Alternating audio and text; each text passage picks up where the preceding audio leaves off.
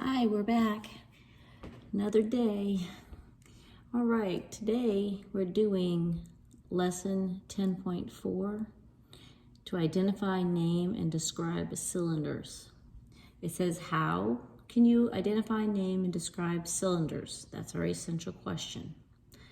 And once again, as we sort items, our shapes, we can look at different things that are cylinders. This is a long and narrow cylinder.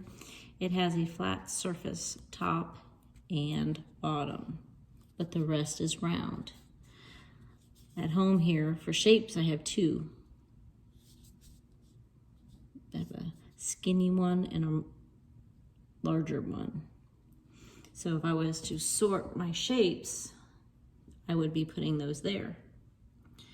Not a cylinder, of course, would be what we studied last time. We talked about cubes, and we did spheres. And another one would be a cone. Those are not cylinders. And of course, regular two-dimensional shapes are not cylinders. This is the shape you'd see at the top and the bottom, but that is not a cylinder.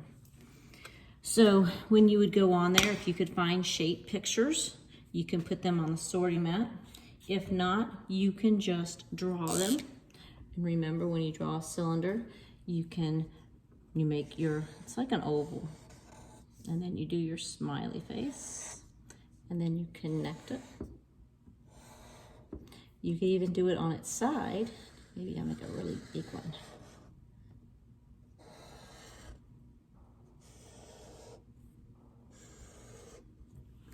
There you go.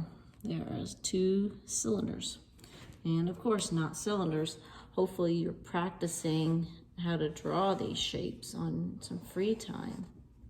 Because when you start learning how to do these different shapes, it will also help you when you're wanting to draw pictures. Like, I know a lot of you'd like to draw, a castle or something.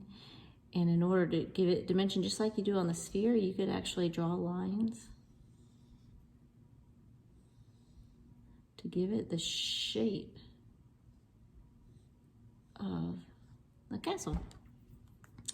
And another not cylinder, of course, our cube, which hopefully you guys are starting to understand how to draw. And something that we didn't talk about is if you make it longer, you make this shape, which is called a rectangular prism. And if you want to make one of those, you make your square front surface, and then you got to go further back and make that 7 shape, and then draw your lines to connect. And there is your rectangular prism, your sphere, those shapes. And then some of you might get clever and you say, no, Miss Carter, what about a pyramid? And there's a pyramid. So those are some shapes there. Cylinders, not a cylinder.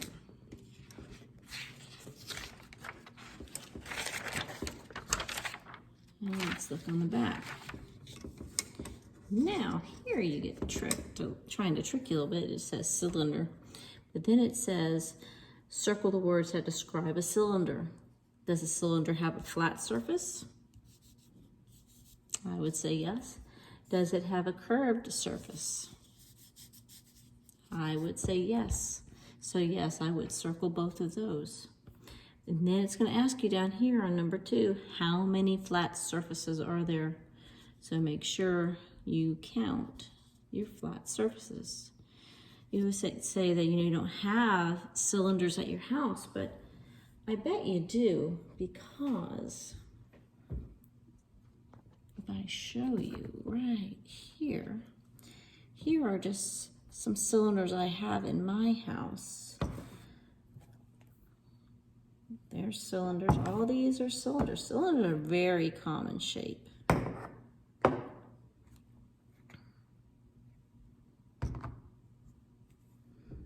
These are cylinders that you do have. These are your real world objects that you have at home that are cylinders. So, next, as you can see, most of these papers are very similar. So on the bookcase, number 3, identify the objects that are shaped like a cylinder.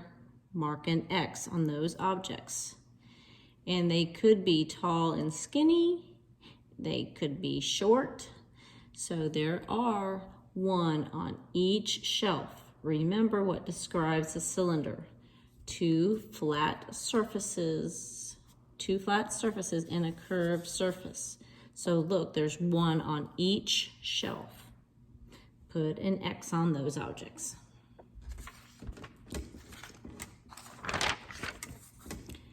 And on the back, like normal, here's your riddle. Number 1, I have 2 flat surfaces. Which shape am I? Mark an X on that shape. And then number 2, draw to show what you know about a real world object that is shaped like a cylinder. I gave you a couple examples, so you can have no problem finding shapes that are shaped like a cylinder in your house.